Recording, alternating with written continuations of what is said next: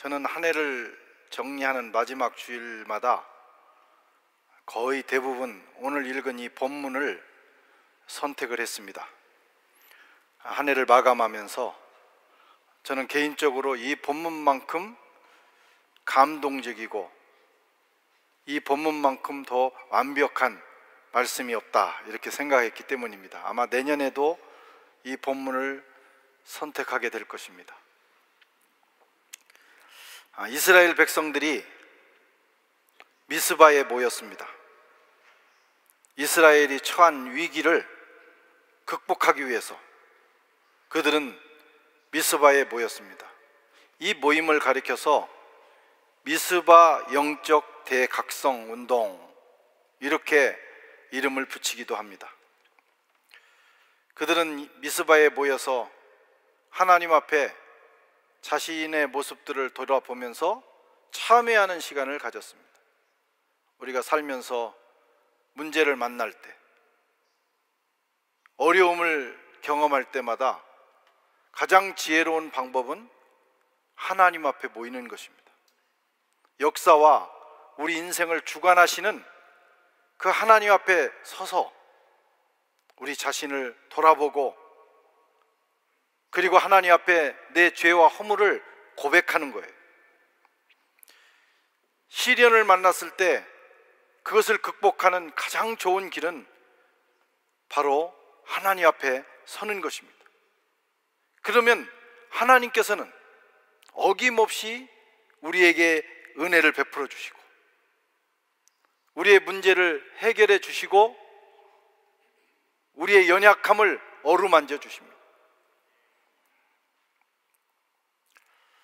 이스라엘 백성들이 지금 그 일을 위해서 미스바에 모였습니다. 오늘 한 해를 마지막 보내는 주일에 바로 이 자리가 저와 여러분들을 위한 미스바 광장이 되기를 축원합니다. 그러나 좋은 일에는, 우리가 좋은 결단을 하고 좋은 일을 추구할 때는 꼭 어려움이 함께 따라옵니다. 우리가 좋은 마음을 먹었다고, 귀한 결단을 했다고 해서 길이 쫙 열리는 게 아니에요. 왜냐하면 이 세상에는 우리를 질투하는, 우리가 잘 살아가는 것을 질투하는 영적 세력이 있기 때문입니다. 마귀가 역사하기 때문이에요. 마귀는 꼭 그때 나타나서 우리를 공격합니다. 그래서 이렇게 좋은 영적 회복 운동을 일으킬 때, 내가 하나님 앞에서 잘 살아봐야지, 하나님 앞에 바로 서야지, 이런 마음을 먹을 때 반드시 마귀가 시험을 한다, 마귀가 그 틈을 탄다 하는 것을 늘 숙지를 해야 됩니다. 그리고 대비해야 우리가 끝까지 목표를 이룰 수가 있습니다. 이스라엘 백성들이 미스바에 모였다는 소식을 누가 들었느냐? 블레셋 사람들이 들었어요. 이스라엘의 원수 블레셋. 그들은 사실 이 군사적으로는 이스라엘과 비교할 수 없을 만큼 강력한 사람들이었어요. 그들은 강력한 무기로 무장을 한 그런 국가였습니다. 그들이 지금 이스라엘을 공격할 때라고 판단을 한 거예요. 이스라엘이 지금 훈련받기 위해서, 전쟁 준비를 하기 위해서 모인 것이 아니라 하나님 앞에 참회하기 위해서 모든 무장을 해제하고 모인 것입니다. 그래서 지금 전쟁하면 이스라엘은 백전백패, 이 블레셋은 백전백승할 수 있는 그런 시기였기 때문에 블레셋이 그 틈을 놓치지 않은 겁니다. 마귀는 여러분 굉장히 영리한 존재입니다. 하늘의 천사장이 타락해서 마귀가 됐어요. 지혜로운 존재, 그리고 교활한 존재입니다. 틈을 잘 노립니다. 우리가 언제 연약한지, 언제 공격하면 좋은지를 잘 노린다 이거예요. 블레셋이 지금 이스라엘을 그렇게 공격하고 있습니다. 자, 이 전쟁은 어떻게 될까요? 논리와 상식으로 말하면 거의 90% 이상은 이기는 겁니다. 누가? 블레셋이. 그게 상식이고 논리입니다. 전쟁해보나 마나예요. 여러분, 이 세상은 상식과 논리가 지배하는 세상입니다. 믿는 사람이나 믿지 않는 사람이나 상식과 논리라고 하는 일반 법칙을 크게 벗어나지 않아요. 이 상식과 논리의 원리를 따라서 잘 살아가면 성공할 가능성이 많습니다. 제가 볼 때는 한 인생의 90% 정도는 상식과 논리의 이 원리가 적용된다고 봅니다. 크리스찬도 상식적으로 살아야 돼요. 논리를 따라 로직하게 살아야 돼요. 그러면 어느 정도 인생이 내가 원하는 성공을 할 수가 있어요. 원하는 대로 될 수가 있어요. 그러나 약 10% 정도는, 최소한 10% 정도는 논리 상식을 벗어나는 일들이 많다. 열심히 공부했는데 떨어질 수 있어요. 열심히 사업을 했는데 안 될 수가 있어요. 최선을 다했는데 중간에 어떤 일로 넘어질 수가 있습니다. 그래서 우리는 하나님을 믿는 것입니다. 논리 상식대로만 다 된다면 우리가 하나님을 의지하겠어요? 우리가 최선을 다해서 살지만, 그러나 어느 부분은, 결정적인 부분은 하나님의 손에 있다. 그것을 우리가 알기에 우리는 하나님을 신뢰합니다. 하나님은 어떤 분이냐? 우리에게 논리와 상식이라고 하는 일반 원리를 주셨을 뿐만 아니라 그것을 뛰어넘으시는, 그것을 초월하시는 하나님이십니다. 그 하나님을 믿을 때 우리 인생이 끝까지 어려움을 돌파할 수 있는 거예요. 그것이 그리스도인의 능력입니다. 현대 그리스도인들은 논리와 상식이라고 하는 이 원리의 지배를 받습니다. 우리가 하나님을 믿는다고 하면서도 일반적인 인생의 원리만을 신뢰합니다. 그게 우리의 문제예요. 어느 부분은 그렇게 살아가지만 결정적인 부분은 하나님을 의지해야 된다.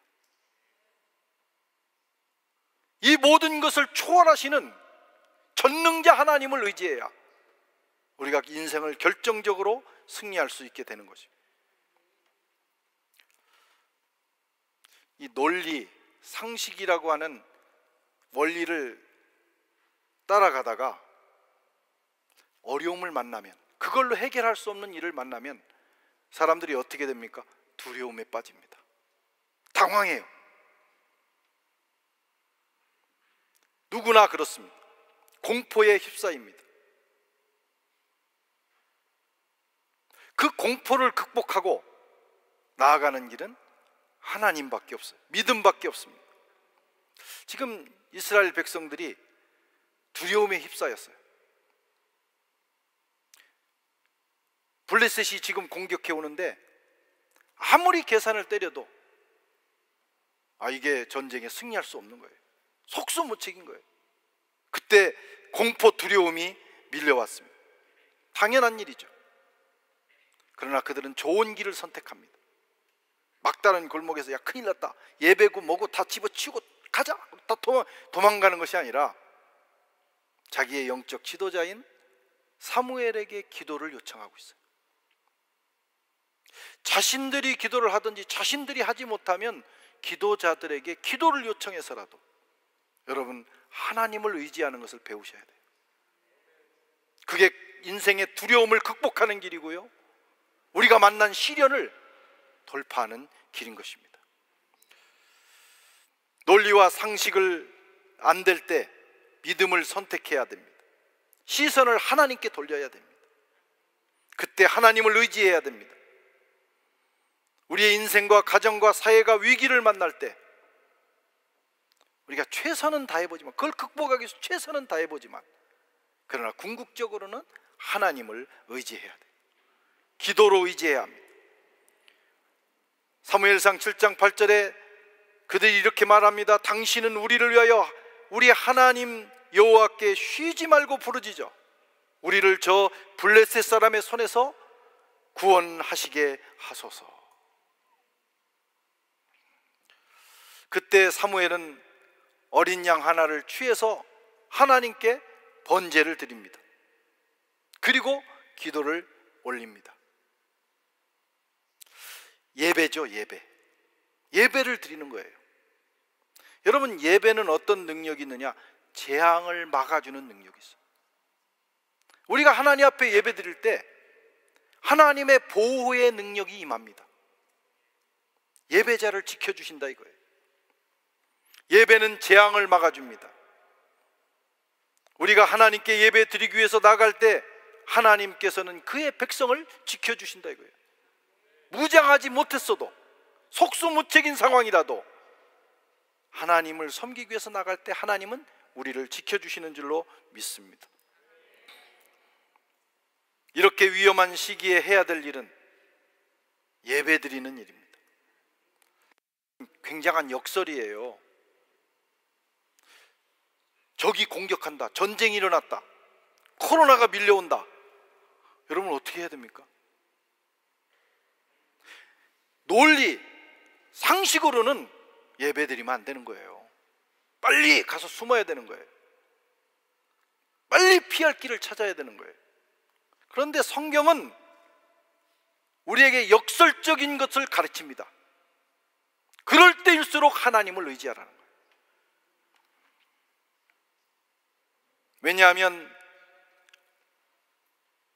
우리 스스로 해결할 수 없는 문제를 해결해 주시는 하나님의 능력이 임하기 때문입니다. 이게 논리와 상식을 초월한 믿음의 행위예요. 물론 우리가 가령 이런 코로나 시기에 하나님이 우리를 보호해 주시기 때문에 우리는 방역도 하지 않고 그냥 막 마스크도 쓰지 않고 이렇게 살아도 된다, 그런 게 아닙니다. 그건 상식이에요, 논리예요. 그럼에도 불구하고 하나님을 의지하면서 하나님께 예배드리는 일은 포기할 수 없다. 이때 우리가 한번 도전을 하는 것이죠. 우리의 믿음이 시험대에 올라가는 것입니다.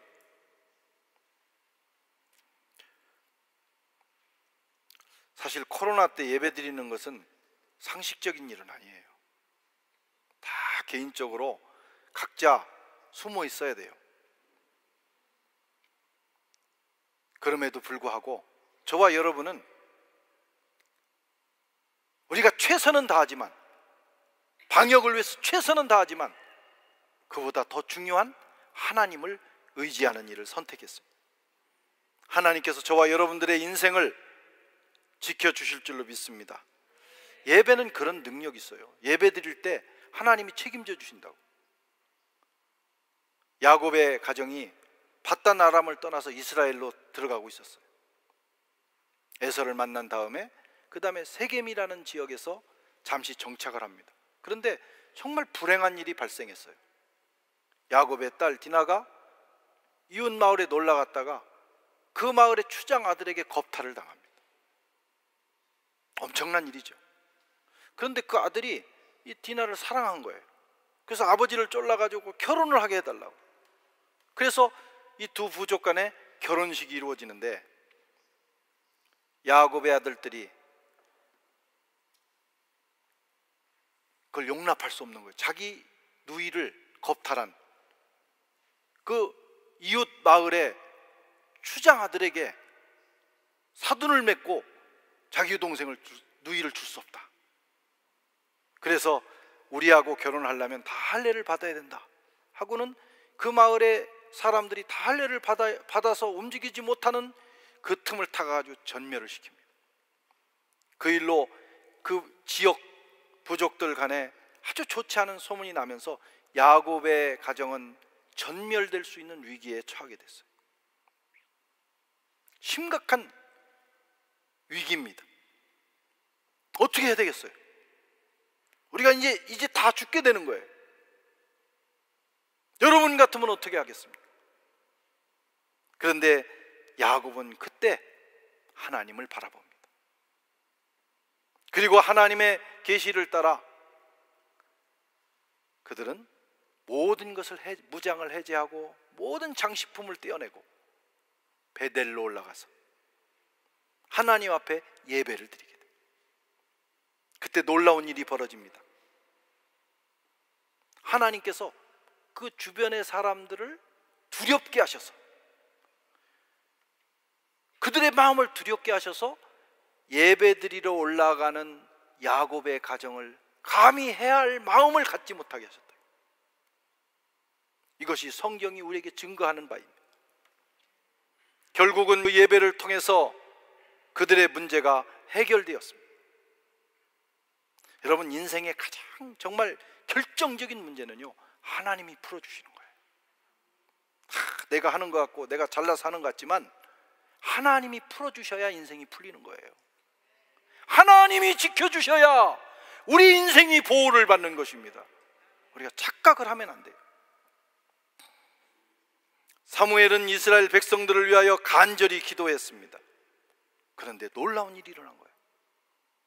뭐 창을 들고 나간 것도 아니고 어떤 무기를 들고 이스라엘 백성들을 단합해서 나간 것도 아닌데 하나님 앞에 기도했는데 하나님께서 일하기 시작하신 거예요. 블레셋 진영에 큰 일이 벌어졌습니다. 갑자기 천둥이 치기 시작하더니 사람들의 마음에 두려움이 임하면서 그 무기, 강력한 무기로 무장했던 그 블레셋 군대가 혼비백산 흩어지는 거예요. 여러분, 세상의 역사는 이렇게 돌아갑니다. 결국은 이스라엘 백성들이 승리했어요. 사무엘상 17장 47절에 전쟁은 여호와께 속한 것인즉 그가 너희를 우리 손에 붙이시리라. 우리 인생의 역사, 우리 국가의 역사, 전쟁의 역사, 모든 역사는 하나님의 손에 있어요. 하나님이 손을 들어주시면 승리하는 것입니다. 그런 기적이 오늘 이스라엘 백성들에게 일어났습니다. 사무엘과 이스라엘 백성들은 논리와 상식을 초월하시는 하나님의 역사를 철저하게 체험했습니다. 위기를 당할 때 우리는 이 하나님을 만나게 됩니다. 그런데 그들은 이 승리에 취하지 않았어요. 이렇게 살아보면요, 막 정말 어려울 때는 하나님을 의지했다가도 조금 일이 잘 되고 숨통이 트이면 그 하나님을 저버립니다. 지가 잘나서, 지가 잘해서 구원을 받고 일을 성취하고 잘했다고 생각합니다. 그게 인간이에요. 누구나 그런 마음이 자꾸 슬금슬금 들어와요. 그것을 극복할 수 있어야 우리가 끝까지 갈 수 있습니다. 하나님이 해주셨다고. 처음 그 기적을 체험했을 때 가졌던 그 마음을 끝까지 갖는 것이 참 중요합니다. 그런데 대부분은 그 마음을 끝까지 유지하지 못해. 우리 마음이 교만하기도 하고 우리 마음이 교활하기도 하고 또 원수 마귀가 영적으로 계속 그 마음을 집어넣기 때문입니다.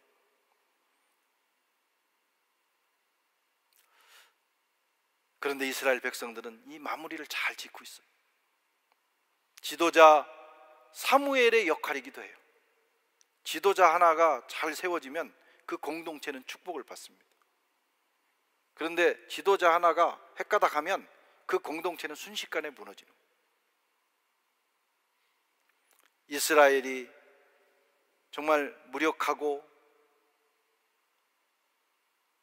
강력한 군대를 가진 것도 아니고 굉장히 연약한 존재들이지만 사무엘이 살아있는 동안, 사무엘이라고 하는 이 깨어있는 지도자가 있는 동안 그들은 하나님의 은혜를 경험할 수 있었어요. 이 사무엘이 어떤 일을 합니까? 그 역사를 체험한 후에 돌을 갖다가 세웁니다. 그리고 그 돌의 이름을 에벤에셀이다 이렇게 붙였어요. 도움의 돌. 자신뿐만 아니라 이스라엘 백성들이 그 돌을 보면서 이렇게 고백하자는 거예요. 하나님께서 여기까지 우리를 도우셨다. 다른 건 다 잊어버려도 이 사실만큼은 잊지 말자. 하나님이 도와주셔서 우리가 승리했다. 내 잘난 거 아니다. 내가 싸움 잘한 거 아니다. 내가 기도를 대단하게 잘해서 영적 능력이 있어서도 아니다. 하나님의 은혜다. 하나님께서 우리를 여기까지 도우셨다. 오늘 12절에 보면 사무엘이 돌을 취하여 미스바와 센 사이에 세워 이르되 여호와께서 여기까지 우리를 도우셨다 하고 그 이름을 에벤에셀이라 하니라.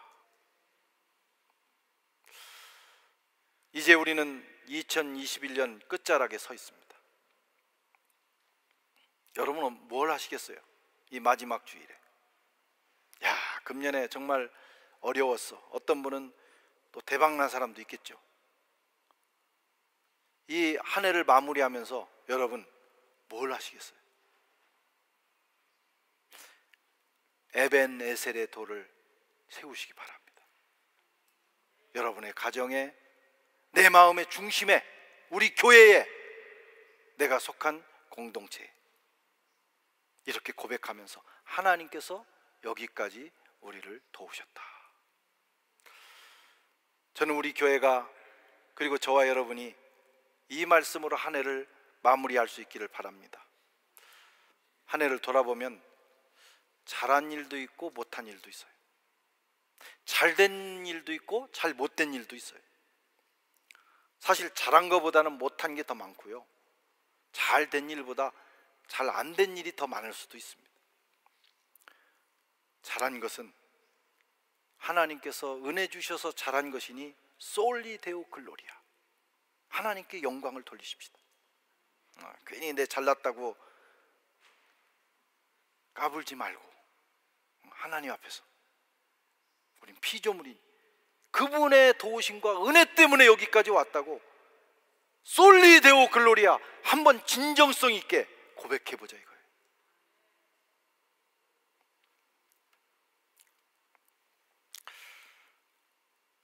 실수하고 못한 거, 그건 내 연약함 때문입니다. 어떻게 해야 돼요?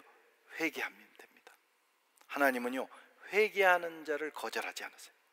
다 덮어주시고 새롭게 해주십니다. 마무리를 그렇게 하셔야 돼요. 근데 금년은 내가 참 잘못하고 실수도 많이 했는데 그냥 잘 돼, 일이 잘 돼. 그러면 하나님이 참고 계시구나, 참아주시는구나, 그렇게 생각하셔야 돼요.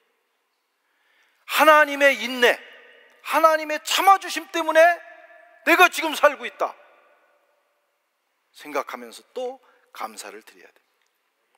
한 해를 마무리하면서 우리 마음 깊은 곳에서부터 이런 고백이 나와야 됩니다. 모든 것이 하나님의 은혜였습니다.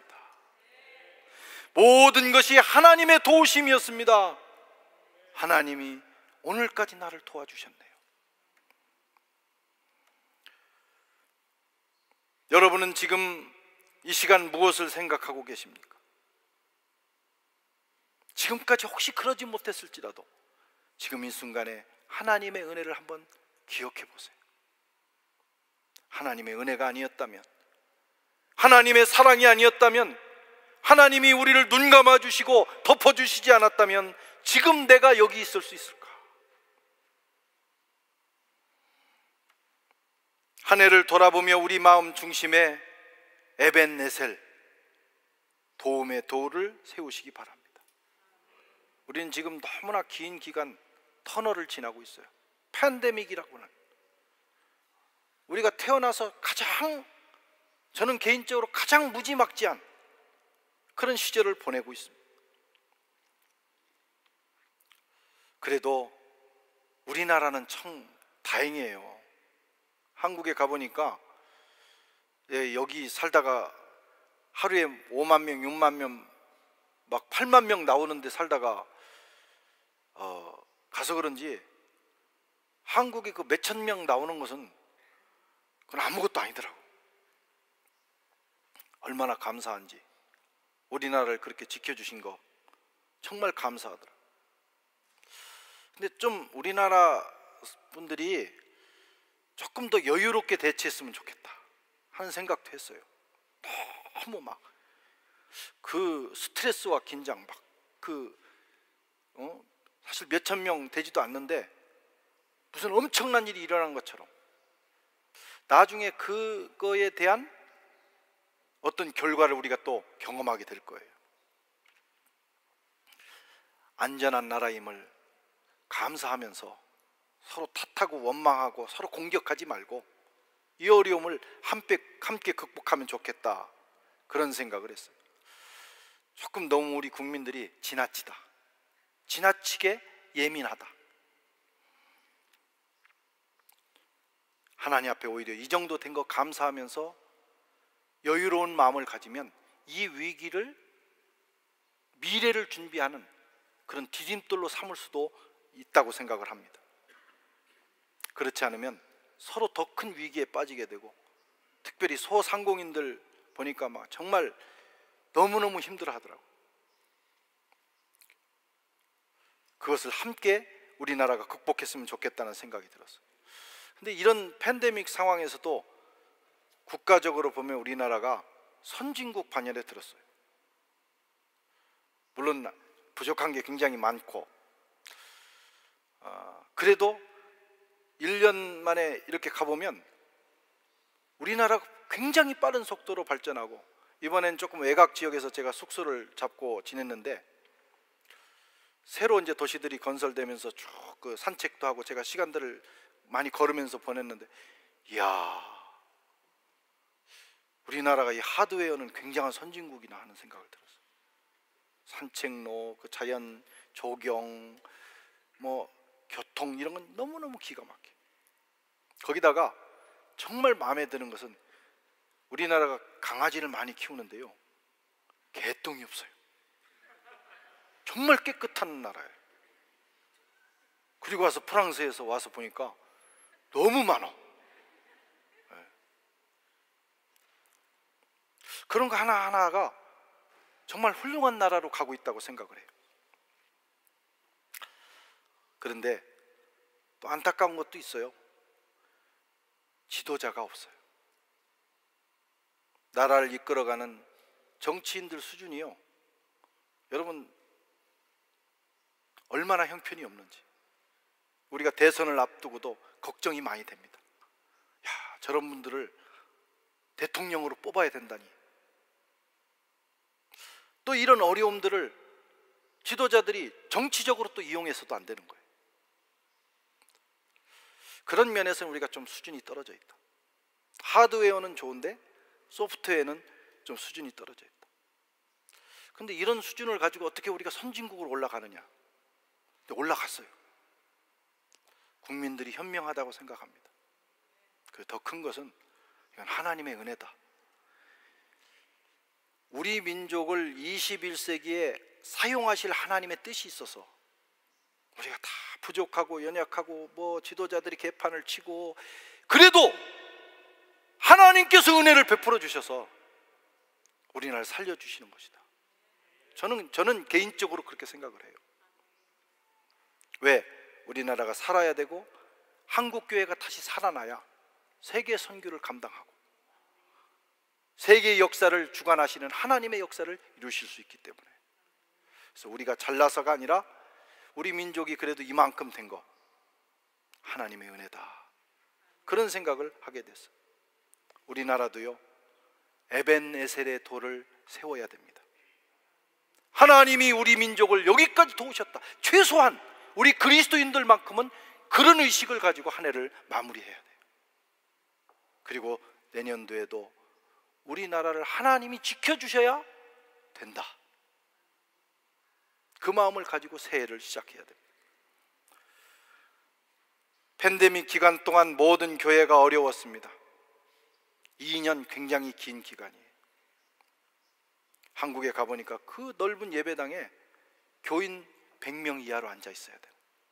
너무너무 가슴 아픈 상황입니다. 새 가족이 전도되지 않습니다. 많은 사람들이 이미 교회를 떠났어요. 한국 교회는 100만 명 이상이 줄었다고 합니다. 재정 문제로 파산한 교회도 수도 없이 늘어났어요. 그러나 이런 상황에서도 우리는 하나님 앞에 감사할 수 있어야 돼. 그래도 이만큼 지켜주신 하나님의 은혜에 감사할 때 교회가 회복될 것입니다. 그리고 와서 파리에 와서 보니까 정말 우리는 이렇게 현장에서 이만큼 예배 드릴 수 있다는 게 얼마나 감사한 일인지. 예. 인원 제한 없이 드릴 수 있다는 것도 감사한 일이에요. 또 이만큼 우리가 나와서 예배 드리는 것도 감사한 일입니다. 또 이런 예배당, 우리가 한국처럼 비싼 세를 내면 이 팬데믹 기간 동안 다 교회가 유지가 안 될 거예요. 그런데 우리가 프랑스 교회가 사실 이런 넓은 예배당을 우리가 조금씩 세를 내지만 거의 거저 주다시피 한 겁니다. 그래서 우리가 또 유지할 수 있는 거예요. 모든 게 감사할 뿐이에요. 아멘. 여러분 주일마다 예배 드릴 수 있다는 거 감사하시기 바랍니다. 네.